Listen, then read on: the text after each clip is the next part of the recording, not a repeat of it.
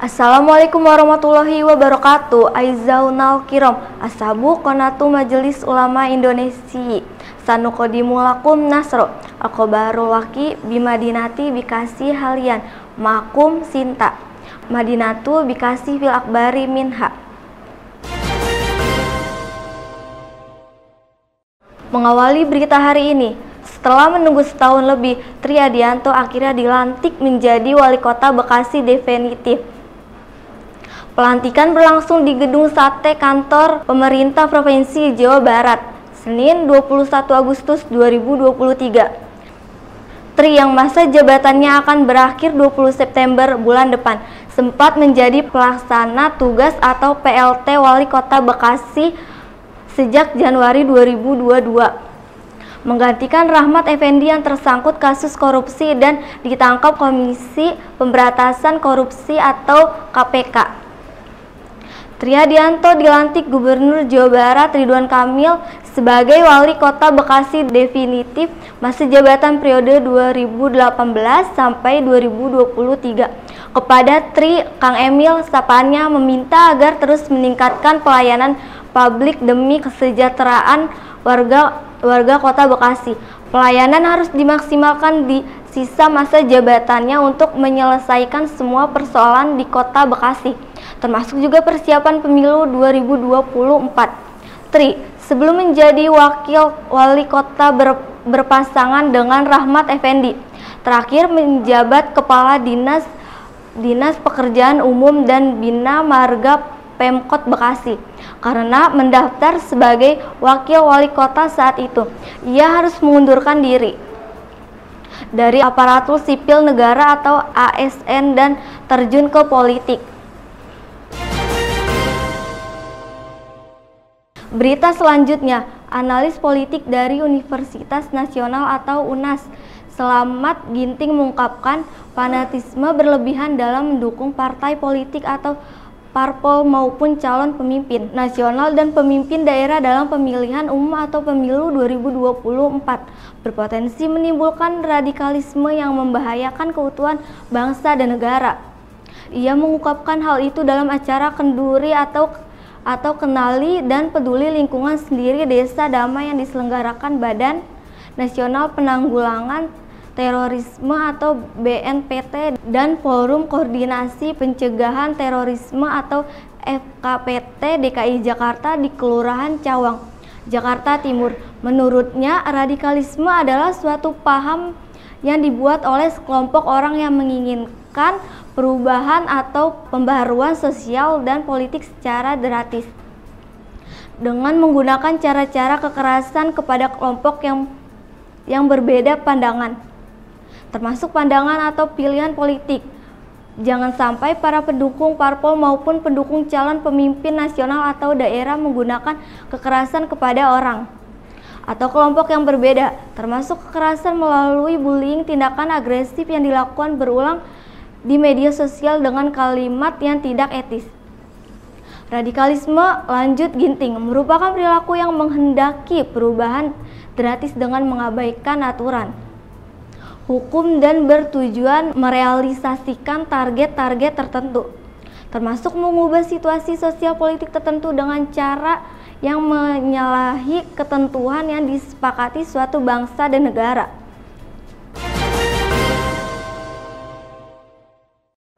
Berita selanjutnya, sampah dari warga Margajaya dan sekitar alun-alun Kota Bekasi setiap harinya dihimpun oleh warga dan tugas kebersihan dengan gerobak sampah.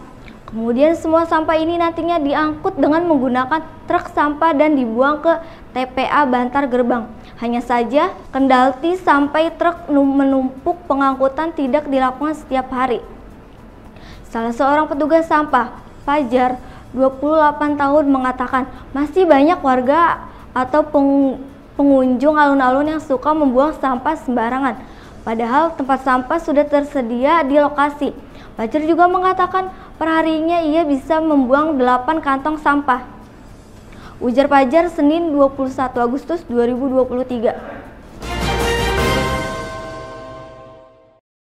Halo jiwa muda, kalian masih bingung dan masih mencari tempat untuk kuliah? Nah, ini dia solusinya. kalian bisa berkuliah di Institut Bisnis Muhammadiyah Bekasi. Yuk kita lihat ada apa aja di Institut Bisnis Muhammadiyah Bekasi.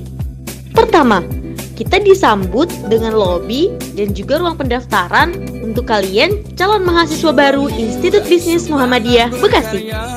Dengan ilmu menjadi wirausaha di bawah sinar matahari pemberi. Lanjut. Nah, sekarang kita berada di ruang administrasi. Lanjut lagi, kita ke ruang dosen dan juga ruang dekan Fakultas Teknik dan Komunikasi.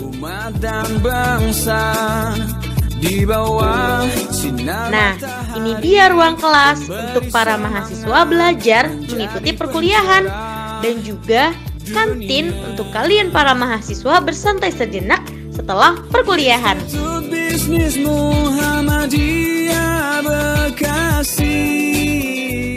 Di kampus Institut Bisnis Muhammadiyah Bekasi ini ada juga studio IBMB TV loh. Nah, kalau boleh tahu nih, bisa diceritain nggak ke Jiwa Muda?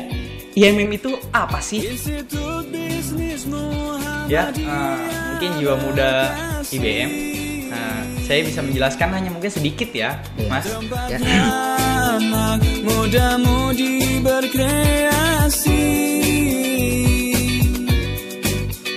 kemandirian. Kenapa manusia selalu diberikan cobaan? Ini pertanyaan yang luar biasa. Tapi mungkin saja yang bertanya ini bukan senang dicoba. Mungkin saja yang bertanya ini tadarusnya belum sampai kepada ayat yang dia maksud.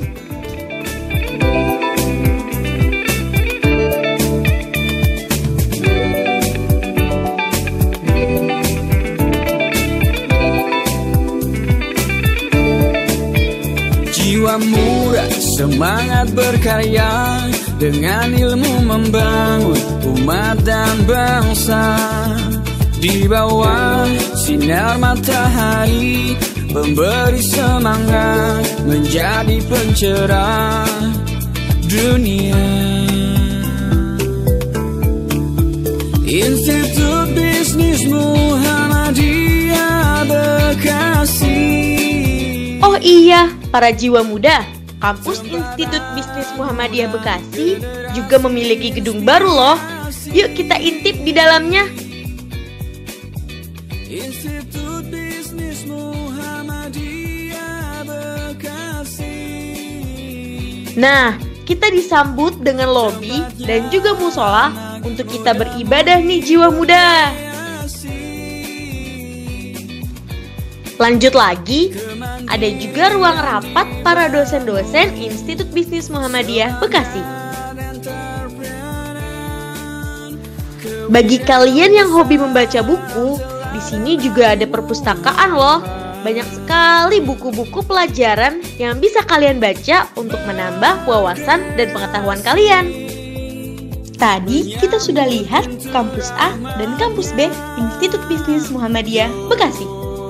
Berapa sih biaya pendaftarannya? Total pembayaran pertama hanya sebesar Rp1.250.000 dan biaya per semester hanya Rp3.000.000. Ada jurusan apa aja sih di Institut Bisnis Muhammadiyah Bekasi? Yang pertama, ilmu komunikasi. Kedua, teknik informatika. Ketiga, manajemen. Keempat, ekonomi Islam. Kelima, akuntansi. Dan yang keenam, ekonomi pembangunan. Oh iya, Institut Bisnis Muhammadiyah Bekasi juga punya beasiswa loh bagi kalian jiwa muda yang berprestasi. Jadi, tunggu apa lagi? Yuk langsung segera daftarkan diri kalian ke Institut Bisnis Muhammadiyah Bekasi.